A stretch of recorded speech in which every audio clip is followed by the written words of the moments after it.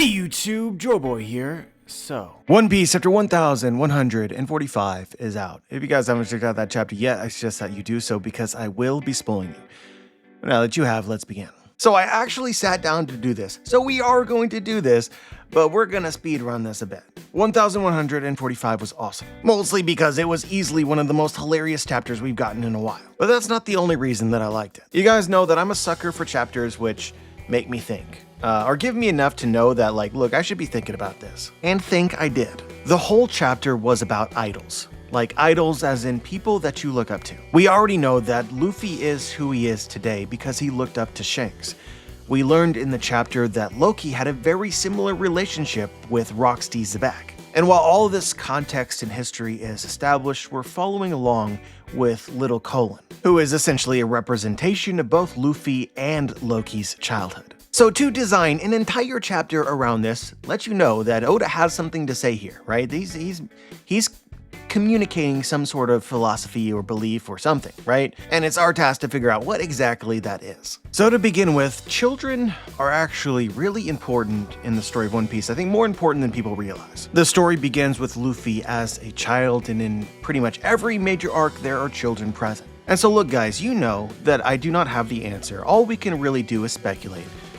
But in my opinion, I think that the spirit of children represents some core philosophies of One Piece. And I think that it's through children that you can understand some of what One Piece has to teach. In the simplest terms possible, I think that children are a more pure representation of humanity because they are less controlled by the outside world. They aren't as burdened by knowledge, by biases, and by fear, all of which is a product of being exposed to the outside world. Children carry an innocent honesty that is only possible by being completely true to yourself, at least until they learn better. But you know how they say, kids say the darndest things because they say exactly what they're thinking, and they do exactly what they want to do, unless prevented by the big bad parent or guardian. But just to throw out a question, I'm sure that there's plenty of literature on this, but just to think over for yourself, like why are children disobedient? It's probably not because they want to inconvenience or worry their parents.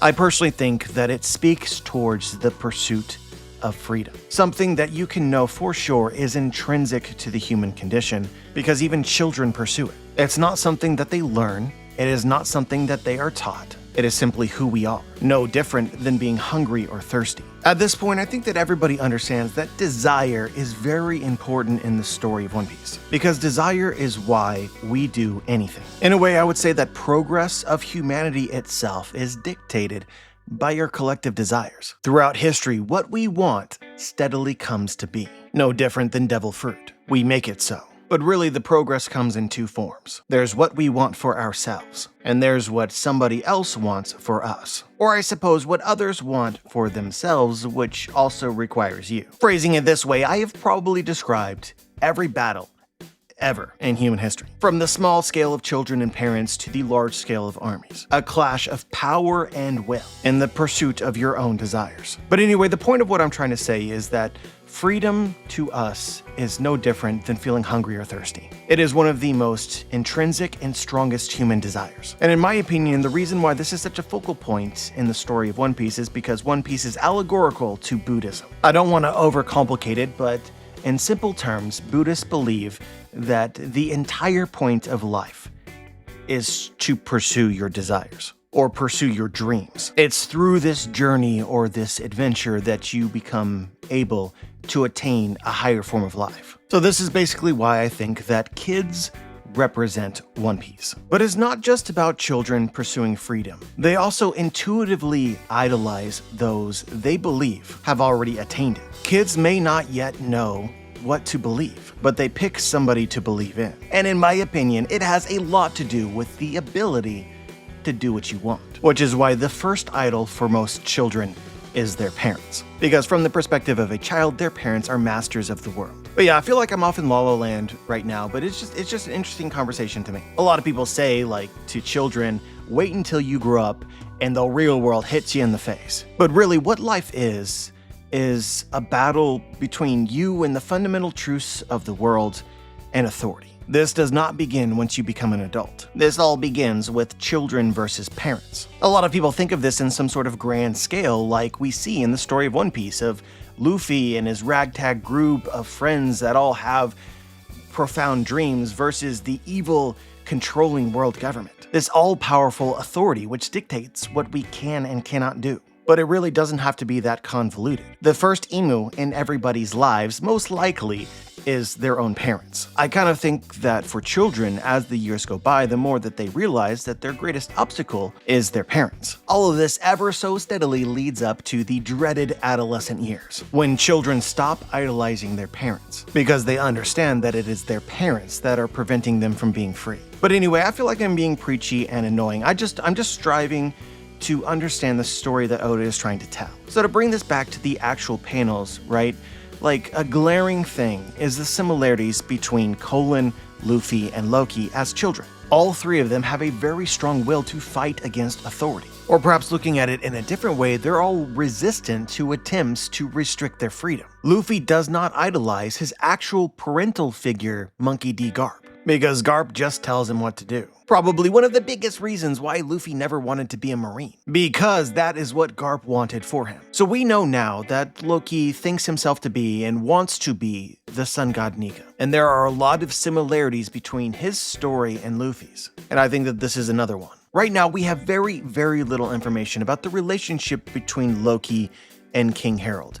But from this chapter alone and this comparison, I think that we can make a lot of assumptions. I think that King Harold to Loki is a lot like Garp to Luffy. Harold tried to form Loki in the image that he wanted him to be, that he thought would be best. And it's perhaps for this reason that Loki wanted to be nothing like him. At the same time, I feel as though kids don't need this explained to just get what makes somebody free. Competency, ability, strength. And the best way to prove this power is to ignore authority, being able to break the rules, whatever those might be, when you want. So probably important context in all of this is the rules of ELBAF as Loki was growing up is the rules essentially created by King Harold, making ELBAF into a pacifist kingdom. That was how Loki was supposed to act. So then it's probably not a great surprise that one day somebody walked into the country who did not abide by these rules, Rox D. Xebec. And just the same as Colin when he met Luffy to Loki, that was cool. So I guess what I'm saying, as you flip through the pages of One Piece and you look at children, their relationship with idol figures, a lot of the times it has to do with what force, what presence, which group rules them or rules their nation. This is the enemy, and those that oppose them successfully are inspirational. You grow up on an island terrorized by fearsome pirates, and these pirates defeated by a Marine. Suddenly, you idolize Marines because they've accomplished something that you would want to do yourself. But you can just as easily turn this on its head if you live in an island ruled by an oppressive government or Marines, then potentially a group like pirates or the revolutionaries become very appealing. Or, in some cases, it could just be that the world is boring. The mundane day-to-day doesn't capture our imaginations. So a pirate arrives with incredible stories to tell, and it could potentially change a child's life. And honestly, we could talk forever, but what actually inspires our imaginations is another thing which is kind of innate. But anyway, it seems to me what Oda is doing is he's layering these generations on top of each other to show how freedom is influential on children. It shapes our desires and therefore our destiny, if you're strong enough to tackle the adventure. But at the same time, who we idolize and what this person stands for or represents can be different. And to me, it feels like a lot of random chance and circumstance. Honestly, one of the biggest takeaways that I had from the chapter is we're learning more about Rox D. Xebec, and if nothing else is clear, Rox D. Xebec and Shanks are not the same person, despite having the same role for Loki and Luffy. But for all of the potential similarities, there's also, I feel like, some striking differences. Could you even imagine for a second Luffy saying that Well, I was just born in the wrong generation because I couldn't join Shanks' crew. I don't know, man, it doesn't feel like something Luffy would ever say. The thing which stands out to me about Luffy is that he believes in himself. I don't think that he wanted to join Shanks' crew in order to make Shanks king of the pirates, or really accomplish anything specific other than potentially find the One Piece. To Luffy, being a pirate on Shanks' crew would have just been fun. That was his motivation. Shanks rejecting him just postponed the inevitable future when Luffy would become a pirate and go on this adventure. So I guess I just get the impression that to Luffy, Shanks was less needed or required. And it seems as though Luffy is more successful because of it. I guess just to spill my thoughts here, it just seems like Loki believed Rocks to be Joy Boy, or to be Nika. So maybe Loki actually has a lot less belief in himself than Luffy. Like Loki is a version of Luffy where he does not believe that he will one day become king of the pirates. Instead, he believes that Rocksteady Xebec should have been the king of the pirates. And if he had been on that crew to help him, they would have accomplished that. But he was born in the wrong generation. And I would say that a lot of this aligns with some general criticisms that I have of Loki. Luffy has already accomplished more in his life than Loki ever did. Luffy is more than halfway to conquering the Grand Line. He's explored a huge chunk of the world already. And he's done this by making himself the captain and the hero of the story. Just feel like by comparison, Loki is a bit passive. Like as an example, one thing that Oda decided to focus on in the chapter is Loki revealed that government officials had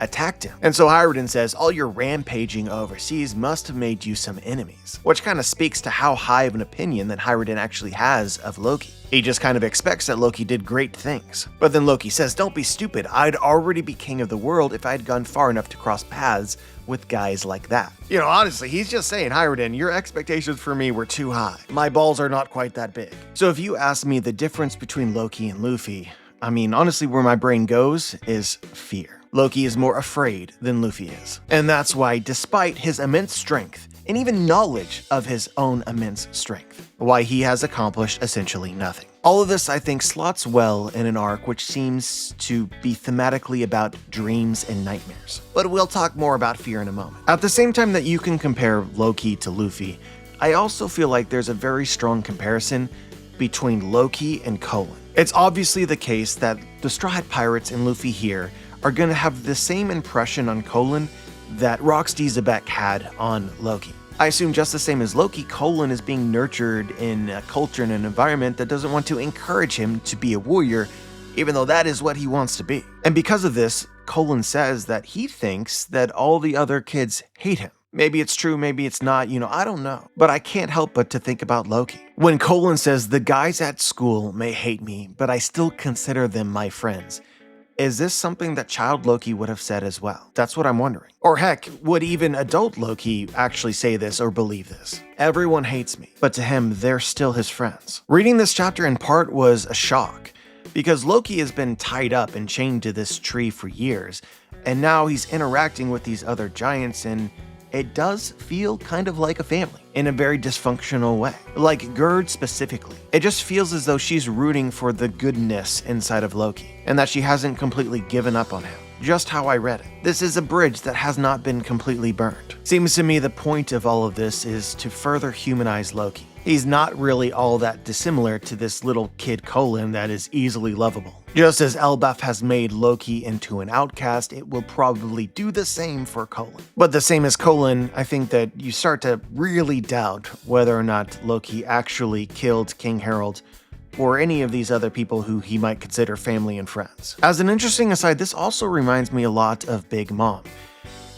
This is something that I think a lot of people glossed over when they read the beginning of Whole Cake Island, but obviously it was about family. Big Mom, the mother, and her children, and her family were legitimately shocked when Big Mom killed Moscato. I think that there was some dialogue from Mondor saying something to the effect of, so Big Mom would really kill one of her own children, basically implying that this, maybe this wasn't a common occurrence. Perhaps something that the children began to fear regarding Lola and Chiffon, but they didn't actually believe she would do. So maybe Loki's story is the same. Over time, the residents of ELBAF became fearful of him, or perhaps were fearful of him from the moment that he was born because of prophecy. But he was family. They didn't truly believe that he would ever do it. But anyway, I wanted to get back to fear for a moment. So in the last chapter review, we basically speculated that fear matters regarding Killingham's powers. I'm just curious that if nobody fears the nightmares that are created, do they become powerless? And there was some dialogue in this chapter which I felt like substantiated this. They basically said, like, it's a good thing that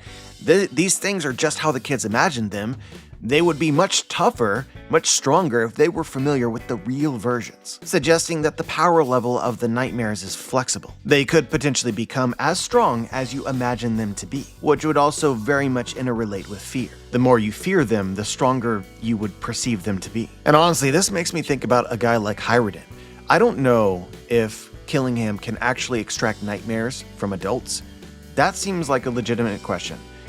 However, Hyruddin knows the real Loki, and chapter after chapter, we just get further confirmation of how much Hyruddin fears Loki. In all honesty, believing him to be more able and stronger than he probably actually is. So if Killingham were to summon Hyruddin's fear, would that nightmare be just as strong as the actual Loki? That is a spooky thought. And saying all of this, it feels on point that at the end of the chapter, Oda highlights that Colin is the only child that is currently awake and doing something. So Oda has singled out the bravest of the children to be the one that is awake. In my opinion, that's going to be important. To me, it could play out hypothetically as Colin believes himself capable of helping, of fighting, and that has an effect on everybody. And then if it does go that way, you would start to compare Luffy and Colin. Luffy's belief in himself is infectious and brings out the best in others. Or maybe a better way of phrasing this is that Luffy makes the impossible seem very possible. But yeah, honestly, this chapter was just hilarious. Luffy trying his best to take care of Loki because he wants Loki to get better, but in the process, killing him was just great. In less than a day, Loki and Luffy will probably be friends. And I also died of laughter with the freaking shield homie. Here it comes, Nash. What? Wait! Bruh, to be a shield. I feel for that man. But yeah, it was explained in the chapter that Nash was created when the Giants fought against Big Mom, so I presume that this was when Big Mom was a child 63 years ago. So, Mother Carmel created a shield homie during that battle? Am I the only one that's a little bit confused? Just wondering out loud, but maybe there was another battle between the Giants of ELBAF and Big Mom that we're not entirely familiar with. After the arranged marriage of Loki and Lola fell through, did Big Mom attack the Giants? And was that when Nash was created? Because based on the dialogue, it came to life after my old man clashed with Big Mom. Based on this dialogue, the only other thing that we could believe is that when Big Mom was 5 years old, Mother Carmel, who had the soul fruit at the time and the only one who could have created homies, right? Mother Carmel made Nash. But with whose soul? I mean, maybe you could make an argument that Mother Carmel wanted to leave homies in ELBAF to act as spies for the world government. Is Nash secretly a traitor? But the timing of all this does not add up to me. So a lot of people are saying that because Nash exists and because of how this seems to be perhaps a Mother Carmel homie, this confirms that homies survive even after the creator dies. And I'm not necessarily opposed to this. I think that this could still be true. But I'm not entirely sure that Nash is actually confirmation of this, because I'm leaning towards Nash being a homie of Big Mom. But where this gets interesting to me is that we know that Big Mom utilizes a network of homies to collect intel. Zeus and Big Mom might not be seeing eye to eye right now. Zeus might have gone rogue. But what about Nash if Big Mom is alive? It's possible that Big Mom will be led to ELBAF because of Nash. Honestly, this is what I want, so that is why I'm saying it. I am praying. But other than that, I'm always here when Oda allows Jinbei to flex. And I'm just excited to see where we go from here. Gunko encountering the strats, but not including Sanji, Zoro, and Luffy, like ELBAF. ELBAF is heating up. But as always, I'm curious as to what you guys think, whether you know something from the chapter that I might have missed. Just share your thoughts. Like the video, subscribe, click the bell to be notified, join the squad, and as always, guys, have a wonderful day.